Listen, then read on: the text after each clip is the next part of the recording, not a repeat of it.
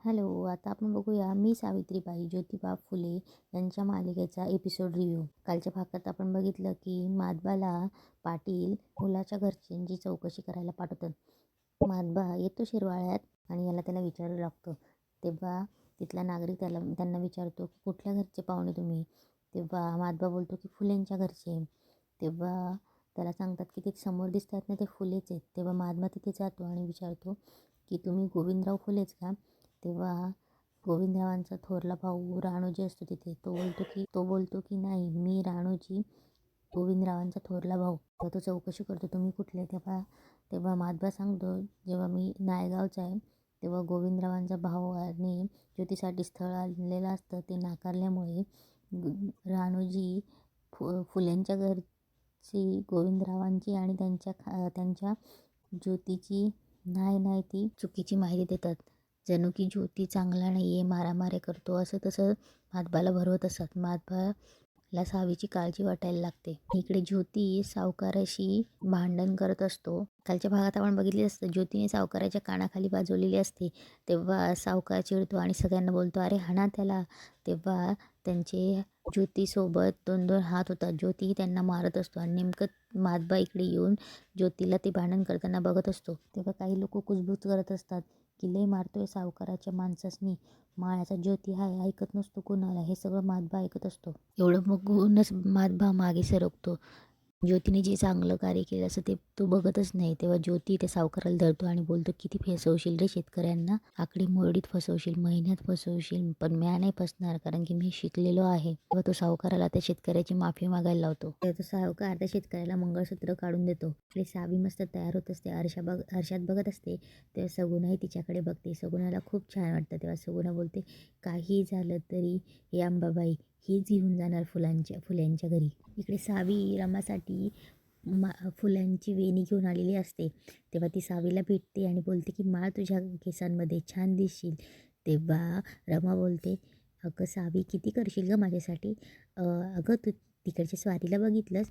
तेव्हा सावी बोलते, नाही ना, पण दर्शनाला जाईल ना तेव्हा बघेल तुझ्याकडच्या स्वारीला. परत रमाला घरात कोणीतरी आवाज येतं. तेव्हा रमा बोलते की मी येते सावी. इकडे सगुणा तिचं गासोडं घेते आणि भीमा त्याला बोलते की भीमाबाई येते बरं का आता. तेव्हा भीमा अक्का बोलते की आता कधी येशील. तेव्हा सगुणा बोलते की 2 दिवसात येतेस की बाप लेकाला घेऊन. तेव्हा ती ज्योतीचं खूप कौतुक करत असते. तेव्हा अक्का बोलते की खंडोजी बोलला ते लक्षात आहे ना. तेव्हा सगुणा बोलते, आहे ग लक्षात, बाप आहे, चौकशी करणारच. तेव्हा लक्ष्मी सगुणाला डबा बांधून देते. बोलते हा डबा बी राहू द्या, याच्यात गोडाचा शिला आहे. तेव्हा सगुणा बोलते, अगं बाई गोडाचा शिरा माझ्या ज्योतीला लय आवडतो बरं का, तुझ्या लेकीला शिकवून ठेवा. तेव्हा ती भीमा इकडे बघते आणि बोलते, का म्हणली माहिती आहे का, कारण की माझ्या ज्योतीसाठी तुमच्या सावित्रीला मीच घेऊन जाणार आहे. आता इकडे रमाचं लग्न लागत असतं. रमाचे वडील रमाला घेऊन येतात. शास्त्री बुवा मंगलाष्टका म्हणत असतात. सावी, तिचे आईवडील सगळे लग्नाला असतात.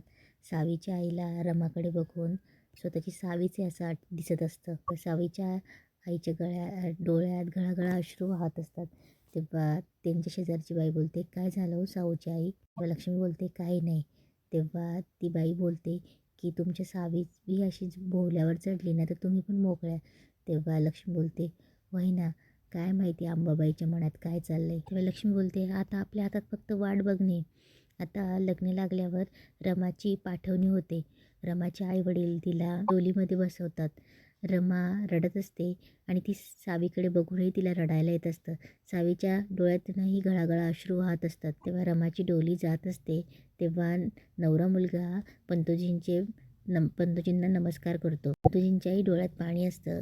तेव्हा पाटील पंतोजींना समजवतात की पंतोजी, कुठे मुलगी लांब गेली आहे, पुण्यात तर आहेस, कधी लागलं तर सांगा, गाडबैल झुपून भेटायला जाता येईल असं. इकडे सावी लक्ष्मीला बोलते की आई रमा गेली. तेव्हा लक्ष्मी बोलते, वय ना, बघता बघता चिमण्या भुरकन उडून जातात. तेव्हा लक्ष्मी सावीला जवळ घेऊन रडत असते. इकडे ज्योतीच्या घरी सगळे जेवायला बसलेले असतात. तेव्हा गोविंदराव बोलतात की सुनबाई, आज तुम्ही पण बसा की जेवायला. तेव्हा पारू बोलते की नाही नाही दादा, तुम्ही सगळे भाऊ द्यात, मग आम्ही बायका बसतो. तेव्हा गोविंदराव बोलतात, सगुणा बस की. तेव्हा सगुणा बोलते, अरे बसा की तुम्ही दादा, आम्ही नंतर बसतो. तेव्हा सगुणा बोलते, दादा उद्या नायगावला जाऊयात. तेव्हा पारू बोलते, बस का, आत्ताच जाऊन आल्या. तेव्हा सगुणा बोलते मग काय नाही जायला पाहिजे, जायला तर पाहिजे ना, त्याशिवाय सोयरी होणार आहे का, तूच तर लई घाई करत होती ना. तेव्हा पारू बोलते वय वय जायला पाहिजे. सगुणा बोलते चिमणी लई नक्षत्रासारखी पोर आहे बरं का पाटीलची, खंडूजीराव पाटीलांची. चिमणाबाई ज्योतीची आई बोलते की वय तर माझा ज्योती काही कमी आहे वय. तेव्हा सगुणाबाई बोलते लवकर घणी आणली पाहिजे, दादा जाऊयात ना नाळेगावला. तेव्हा गोविंदराव बोलतात जाऊयात की, मी तरी काय बोलणार, तुला पसंत आहे ना मग झालं. तेव्हा ज्योती ताटावर पाय पडून घेतो आणि तसंच ताटावरून उठून जातो. त्या ज्योतीला सगळे आवाज देतात की ज्योती अरे काय झालं. तेव्हा गोविंदराव बोलतात असं भरल्या ताटावरून उठू नये रे. तेव्हा पारू बोलते नाकाच्या शेंड्यावर राग आहे नुसता. इकडे माधवजी घरी येतो तेव्हा पाटील त्याला रात्री विचारत असतात की काय रे जाऊन आलास का. तेव्हा माधवजी बोलतो की जाऊन आलो मालक, लिहून का पोरगा आहे. पाटील बोलतात त्याच्या घरला जाऊन आलास का. तेव्हा मालोजी बोलतो की नाही घरला नाही गेलो, सॉरी माधबा बोलतो की नाही घरला नाही गेलो, पण त्याच्या घरातलीच माणसं भेटली की बोलत होती इथे पोरी देण्यापरी पोरीच्या गळ्यात धोंडा बांधून तिला इरीत ढकला. तेव्हा पाटील बोलतो काय बोलतोस. तेव्हा माधबाला तेही आठवतो गोविंदच्या भावाने रानूजीने जे काही सांगितलं असेल ते. तेव्हा पाटील बोलतात काय बोलतोस, ते त्यांच्या घरल्या माणसाने सांगितलं.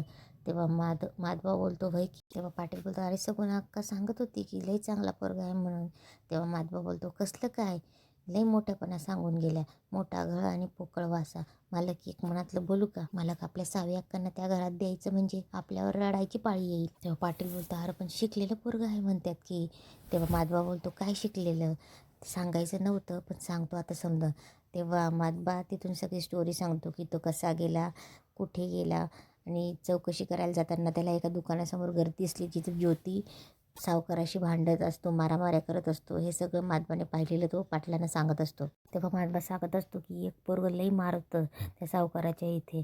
मालक म्या काय म्हणतो नगं त्यांच्या नादी लागायला. आणि सावी बाहेर येऊन त्यांच्या दोघांचं बोलणं ऐकत असते. तेव्हा माधबा येऊ का म्हणून चालला जातो. त्या सावी पाटलांजवळ येते आणि बोलते आबा तुम्ही कसला विचार करत आहेत. तेव्हा पाटील बोलता नाही काय, आलो मी घरात, आहे मी घरात, आणि म्हणून तिथून निघून जातात. इकडे सगुणा ज्योतीला शोधत ज्योती ज्योती करत येते. ज्योती तिथे बैलगाड्याच्या तिथे असतो तेव्हा सगुणाला दिसतो. तेव्हा सगुणा बोलते बाई ही नायगावला जायची किती घाई झाली आहे. तेव्हा ज्योती उठतो आणि बोलतो तू कशाला आलीस, जा म्हटलं ना जा तू. तेव्हा सगुणा बोलते बाई किती चिडचिड करतोस रे. सगुणा बोलते अरे असं काय करतो, लाखात एक की तुझा संसार गुणे गोविंदाने करेल ती, लग्नाला हो म्हण की. तेव्हा ज्योती बोलतो आणि माझी शाळा ती जाऊ देऊ का बोंबलत, दादाने माझी शाळा बंद केली तर म्या बी लगीन करणार नाही, शाळा नाही तर लगीन नाही सांगून ठेवतो. सगुणा बोलते जर का तुझी शाळा सुरू ठेवली तर लगीन करशील का. तेव्हा ज्योती बोलते एक नाही 10 लगीन करीन मी. तेव्हा ते हसतात. तेव्हा ज्योती बोलतो दादासने विचारून घे. तेव्हा सगुणा बोलते ते विचारते मी, हे बघ काय आणले तुझ्यासाठी. तेव्हा ज्योती बोलतो शिरा. तेव्हा सगुणा त्याला भरवते आणि विचारते कसा आहे. तेव्हा ज्योती बोलतो भारीच आहे की. तेव्हा सगुणा बोलते तुझ्या नायगावहून आला आहे. तेव्हा ते दोघं हसतात आणि इथेच आजचा एपिसोड संपतो.